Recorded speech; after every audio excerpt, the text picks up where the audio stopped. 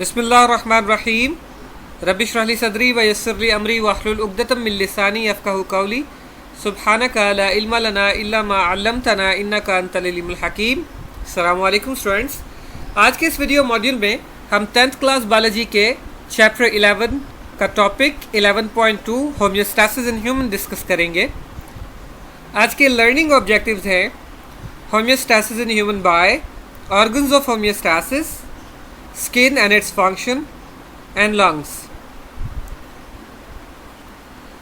Plants से हट के ह्यूमंस क्योंकि एनिमल कैटेगरीज में आते हैं, इसलिए ये ज़्यादा कॉम्प्लेक्स एंटाइटीज़ हैं, यानी इनमें हर एक फंक्शन के लिए कुछ ऑर्गन्स एंड ऑर्गन सिस्टम्स मौजूद हैं।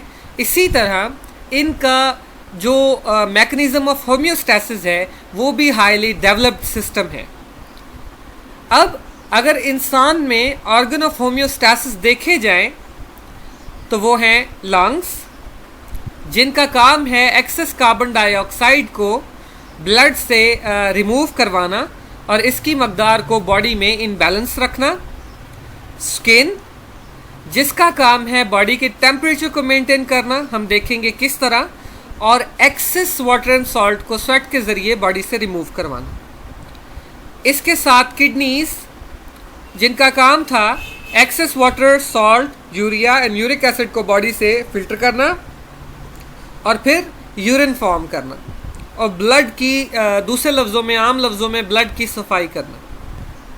होम्योस्टैसिस इन ह्यूमन के आर्टिकल में हम जिन चीज़ों को डिटेल से डिस्कस करेंगे, यानी वो ऑर्गन ऑफ होम्योस्टैसिस जिन्हें हम लोग इस वीडियो मॉड्यूल में डिस्कस करने वाले हैं, वो सिर्फ दो हैं, यानी स्किन एंड लंग्स, जैसे आज के एसएलओज में मैंने मेंशन किया। तो स्किन से स्टार्ट करते हैं।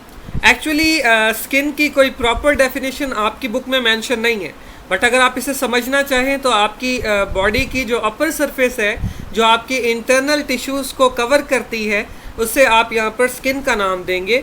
ये लेयर फर्दर दो लेयर्स से मिलके बनती है। इन लेयर्स को नाम दिया जाता है एपिडर्मिस एंड डर्मिस।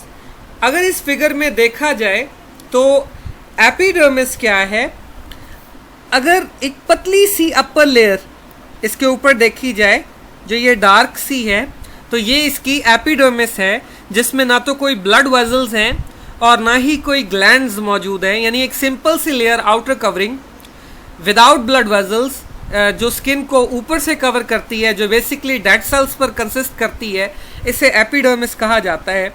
और इसके नीचे मौजूद होती है डर्मिस, एक्चुअली जो लिविंग सेल्स से मिलके बनी है, जिसके अंदर ब्लड वेसल्स हैं। इसके अलावा आप देख सकते हैं ब्लू और रेड ब्लड वेसल्स देख सकते हैं।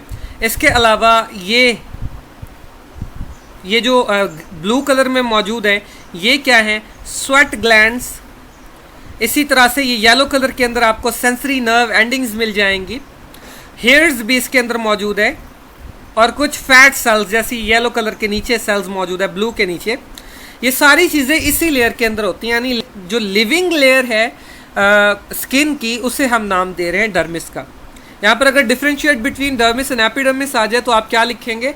आप बताएंगे epidermis is the outer protective layer without blood vessels of the skin.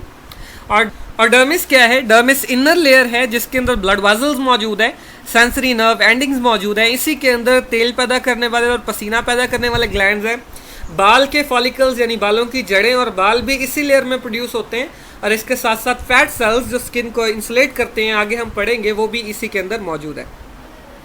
अगर इसके फंक्शंस को देखा जाए तो हमें इसके दो ही फंक्शन मिलेंगे, जैसे हमने स्टार्ट में पढ़ा था, थर्मो रेगुलेशन यानी टेम्परेचर को मेंटेन करना, और एक्सक्रीशन यानी मेटाबॉलिक वेस्ट जो हमारी बॉडी में, उन्हें कुछ हद तक रिमूव करवाना। अब अगर इनके फंक्शंस को इन डिटेल लेकर चलें, थर्मो रेगुलेशन को पढ़ें कि स्किन थर्मो रेगुलेशन कैसे करती है, टेम्परेचर को मेंटेन कैसे करवाती है, तो हम देखेंगे कि एक तरफ तो ये बॉडी टेम्परेचर को वार्म करती है, यानी गर्म करती है। वो कैसे करेगी? मैंने अभी बताया, इसके अंदर फैट सेल्स, चर्बी के सेल्स यानी चिकनाई के सेल्स की एक लेयर मौजूद है, और आपको पता है फैट सेल्स जो होते हैं वो इंसुलेटर होते हैं। आपने chapter number 8 nutrition in human में जब आपने लिपिड्स पढ़े थे, तो उस वक्त आपने ये चीज़ें डिटेल में पढ़ी थी कि जो लिपिड सेल्स हैं, जो आपके फैट सेल्स हैं, इनका बेसिक काम क्या होता है? बॉडी को इंसुलेट करना है। ना तो ये हीट को एस्केप करने देते हैं, ना इंटर होने देते हैं। तो इस तरह से बॉडी की गर्मी जो है, बॉडी का जो इंटरनल टेम्परेचर है वो भी मेंटेन करने में मदद मिलती है। अब अगर इस डायग्राम में आप देखें तो यहाँ पर आपको क्लियर नज़र आ रहे होंगे ये सेल्स, ये येलो कलर के जो सेल्स हैं ये एक्चुअली क्या हैं, ये हैं आपके फैट सेल्स। इनका बेसिक काम क्या है, अंदर की हीट को बाहर एस्केप होने से रोकना। और अगर अगली टर्म देखें गूस बम्प्स, तो आपको पता है कि हर बाल मसल्स के साथ अटैच है, और अगर वो मसल्स कंट्रैक्ट होते हैं तो उस दौरान में क्या होगा, ये जो हेयर हैं ये गूस बम्प्स फॉर्म करते हैं, जिसे हम दूसरे लफ्ज़ों में रोंगटे खड़े होना भी कहते हैं। इससे होगा क्या, एक insulating blanket of warm air जो है वो प्रोड्यूस होगी, यानी आपका बॉडी टेम्परेचर जो है वो मेंटेन करने में मदद मिलेगी। आपके जब भी रोंगटे खड़े होते हैं, यानी जब गूज़बम्प्स होते हैं, तो उस दौरान में अगर हवा का हल्का सा भी झोंका है तो आपको ठंडक फील होती है, क्योंकि इन बालों के दरमियान एक गर्म हवा का ब्लैंकेट बन चुका होता है। अब अगर नेक्स्ट देखें तो ये बॉडी के टेम्परेचर को रिड्यूस कैसे करवाती है, ठंडा कैसे रखती है गर्मी के मौसम में, शदीद धूप में, शदीद गर्मी में। तो इसने क्या करना है, इसने स्वेट प्रोड्यूस करना है, और स्वेट जब हवा की मौजूदगी में इवापोरेट होगा तो हम केमिस्ट्री में जानते हैं इवापोरेशन काज कूलिंग एक टर्म है, एक वेल नाउन टर्म है कि जब भी पानी इवापोरेट होता है, वेपर्स बनते हैं, तो कूलिंग क्रिएट होती है। तो इस तरह से हमारी बॉडी पर भी ठंडक का एहसास होगा, वो भी किस वजह से, स्किन के थर्मो रेगुलेट करने की वजह से। इसका लास्ट फंक्शन जो हम देखने वाले हैं वो है एक्सक्रीशन। हमें पता है कि स्किन पसीना प्रोड्यूस करती है, और पसीने के अंदर पानी और साल्ट के अलावा यूरिया, यूरिक एसिड और इस तरह के बहुत से केमिकल्स होते हैं। कार्बोक्सिलिक एसिड की भी कुछ मकदार इसमें शामिल होती है, जिससे पसीने में स्मेल प्रोड्यूस होती है। अगर हम यहाँ लंग्स की बात करें, जो लंग्स की बात करें जो हमारे next organ of homeostasis in human है, तो हमें पता है इनका बेसिक फंक्शन क्या है। जो सेल रेस्पिरेशन के नतीजे में कार्बन डाइऑक्साइड बनी है वो होती क्या है, वो ब्लड में डिफ्यूज़ हो जाती है, और ब्लड से इस कार्बन डाइऑक्साइड को लंग्स के ज़रिए रिमूव करवा दिया जाता है। इससे इन डिटेल हमने पढ़ा था मैकेनिज़्म ऑफ रेस्पिरेशन के अंदर और मैकेनिज़्म ऑफ ब्रीदिंग के अंदर। उसका लिंक मैं यहाँ पे शेयर कर रहा हूँ, आप वो वीडियो देख सकते हैं। तो इन डिटेल हम इसे प्रीवियस मॉड्यूल्स में डिस्कस कर चुके हैं, इसलिए यहाँ इसकी डिटेल्स में फर्दर आपको मेंशन नहीं कर रहा। अगर इसका फॉलोअप ले और देखिए इसमें इंपॉर्टेंट क्वेश्चन कौन कौन से हैं, तो वो है right the organs of homeostasis in human. तीनों ऑर्गन्स हैं वो आप बता देंगे।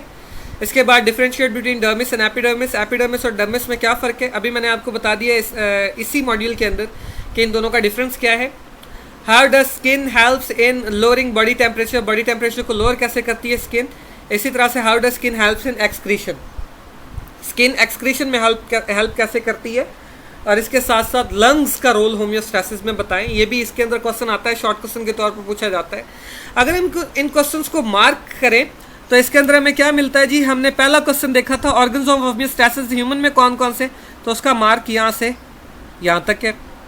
अब क्वेश्चन आता है डर्मिस एंड एपिडर्मिस में डिफरेंस बताएं, तो आपने यहाँ से निशान लगाना है। पहले लिखना है स्किन कंसिस्ट ऑफ 2 लेयर्स, फिर उसके बाद बताना है एपिडर्मिस की हेडिंग देके जिसमें ब्लड वेसल्स नहीं होती, वाइल हमें ज़रूरत नहीं है, काट देंगे। डर्मिस की हेडिंग देके बताएंगे डर्मिस एक ऐसी लेयर है जिसके अंदर जी ये सारा कुछ होता है। यहाँ तक आपने अंडरलाइन कर लेना। ठीक हो गया जी। अब अगर हम नेक्स्ट का निशान लगाएं कि गूस बम्प्स क्या हैं, ये बहुत इंपॉर्टेंट शॉर्ट क्वेश्चन है, तो आपने गूस बम्प्स के लिए यहाँ से निशान लगाना है और यहाँ तक इसका ये करता क्या है, गूस बम्प्स इनके फंक्शन क्या है, इसकी वजह से क्या क्रिएट होता है, वो इसके अंदर आ जाएगा जी। इसके बाद क्वेश्चन आता है जी स्किन बॉडी टेम्परेचर को कैसे राइज अप करती है या बॉडी को कैसे वार्म करती है, तो उसका निशान आपने यहाँ से यहाँ तक गूस बम्प्स वार्म तक आपने लगा लेना है। ठीक हो गया। अब नेक्स्ट देखें तो स्किन जो है वो बॉडी टेम्परेचर को कूल कैसे करती है, how does the skin lowers body temperature, तो आपने यहाँ से निशान लगाना है और ये निशान जाएगा यहाँ तक। और एक्सक्रीशन में इसने कैसे मदद देनी है, metabolic waste excreted by skin, तो आपने यहाँ से निशान लगाना है इसका स्वेट तक। इसी तरह से अगर लंग्स की बात करें तो लंग्स किस तरह से होम्योस्टैसिस में मदद करते हैं, आवर काट देंगे जी, सेल से निशान लगाएंगे, रिमूव इन द एयर तक आप लोग इसे लेकर जाएंगे। ये निशान लगा दिए, यहाँ तक आपने निशान लगा लिए होंगे। उम्मीद करता हूँ आपको समझ ज़रूर आई होगी। जहाँ भी आपके जहन में कोई क्वेश्चन हो कमेंट बॉक्स में आए क्वेश्चन करें, इंशाल्लाह आपके क्वेश्चन का आंसर दिया जाएगा और आपका कंसेप्ट क्लियर करवाया जाएगा। दुआ में याद रखिएगा। वस्सलाम।